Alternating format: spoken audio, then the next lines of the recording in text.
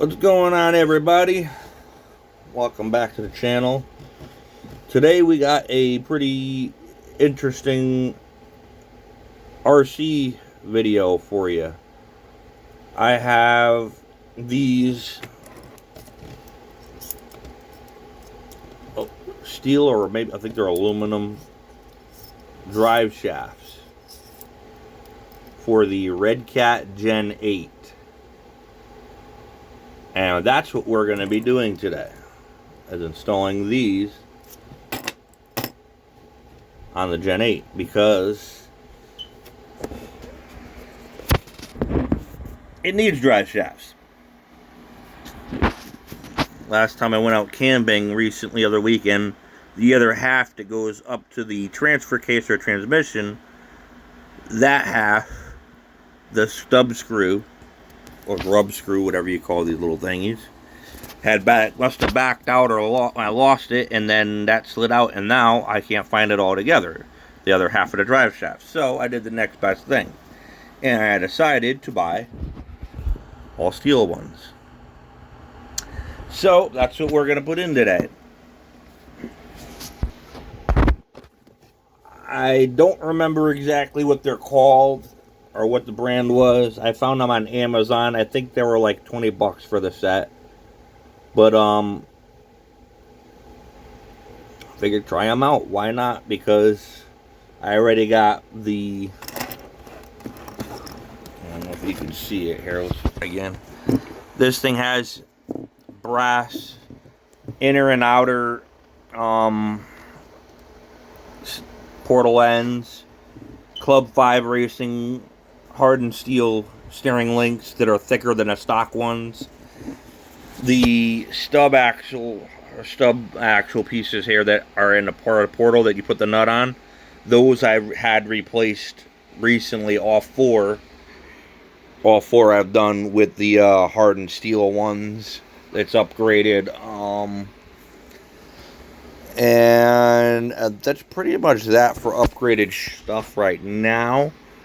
The stub axles, the steering, the inner and outer portals.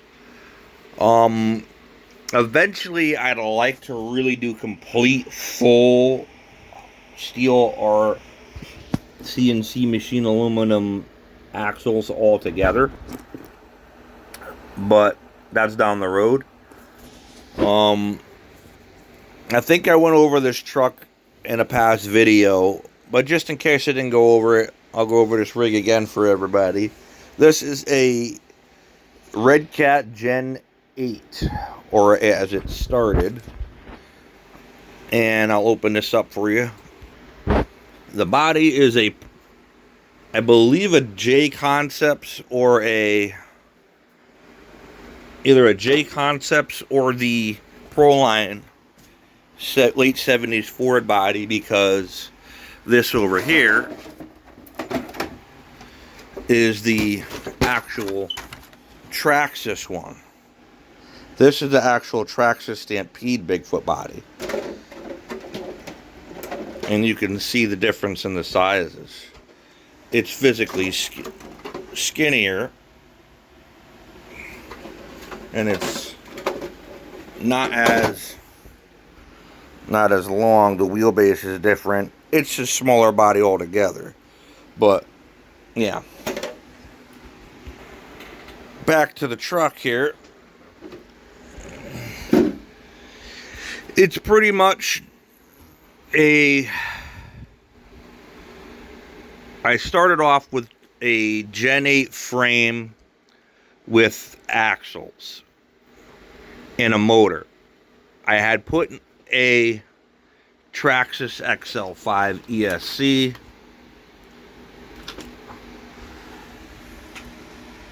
Still has the Redcat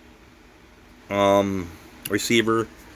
This plate here that I use to mount the receiver and the ESC is a piece of flat steel that I cut out from a tailgate at my body shop job that I work at, and I made a flat piece of steel plate to mount all that to and keep it down low. The battery tray was off to the side. I mounted that, or it's mounted a different way. I mounted that how I have it mounted.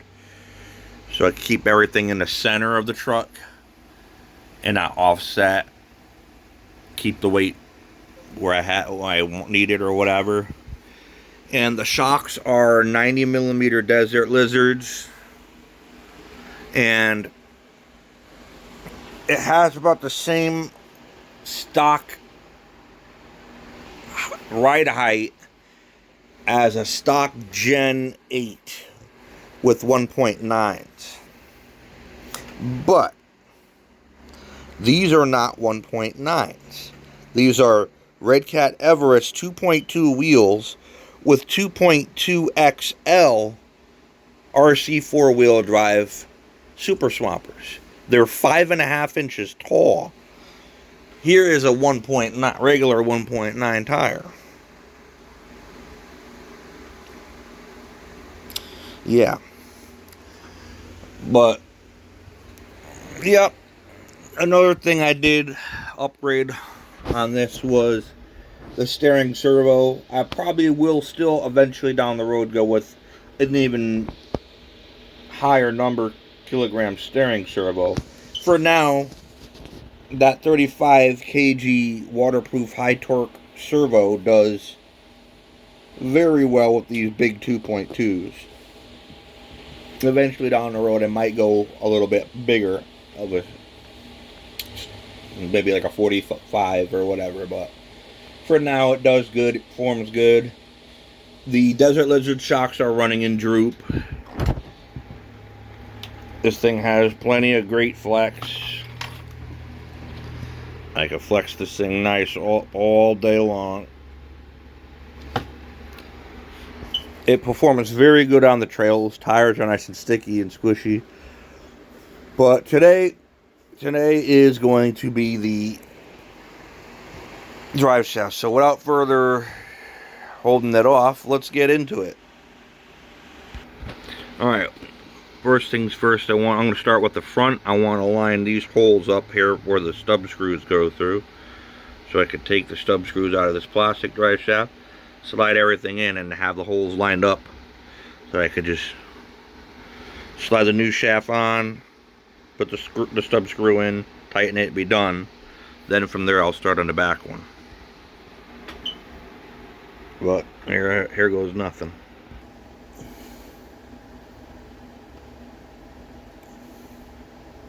I got that screw out. Get this little stub axle out of here.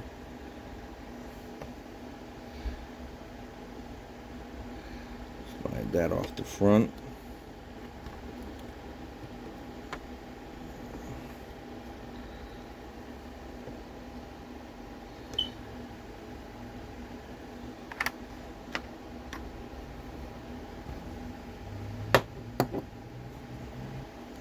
Now I'm going to start all these new stub screws into the drive shaft. Tiny little screws, very easy to lose. Because these new drive shafts use these stub screws, which are a little different in style than the original. But it comes with all of them that you need, so that's a good thing at least. So there's two in. There's one there, and one there. Now put the other two in, and we'll slide this right on.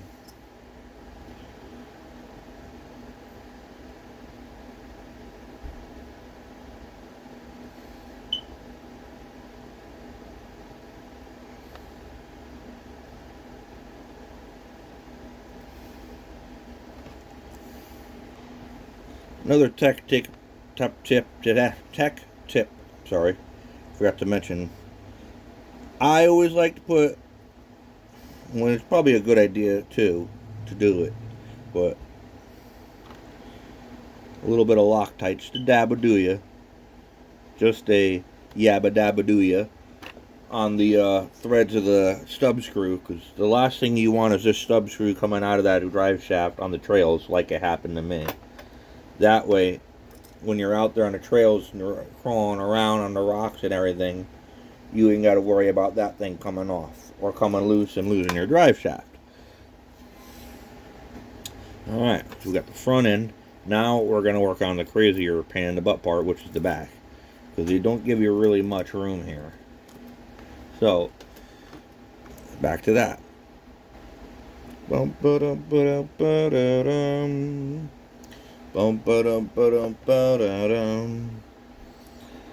I fell into a burning ring of fire, and it burns, burns, burns. That ring of fire, that ring of fire. Bum ba dum ba dum ba da dum. Alright, we are done with the front. Front one is in, good to go. Now we'll work our way to the back. Voila. It's not very long of a job. Just gotta basically undo the factory ones. There's a grub screw here and a grub screw here. 1 and 1 on these plastic stock drive shafts. The aluminum ones, there are grub screws on each side, which is why it comes with 4 grub screws, because you have to put all 4 in to lock that drive shaft down. So, well, let's get back to it.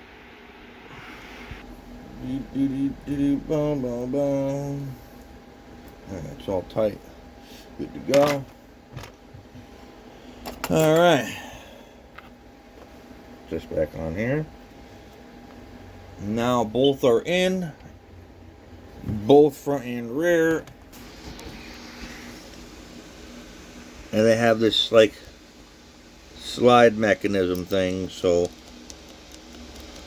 whenever you flex or you get over it, I like how it has the slide thing. It's got the pins so that it doesn't go past and fall out like these 2-piece here stock ones. So that should be a good design. I'm hoping it'll work well. Now, one thing I did notice, which I probably should have ordered since I was here already and messing with all this, is that one right there underneath the transmission transfer case jobbing. That one I'm going to have to try and find and replace that one as soon as possible as well. Hopefully it holds up, but regardless, I want to see if I could buy one in aluminum or steel, whatever, so I could have that strengthened as well. Especially because I plan to eventually put brushless power to this thing and see what happens. Pretty much. But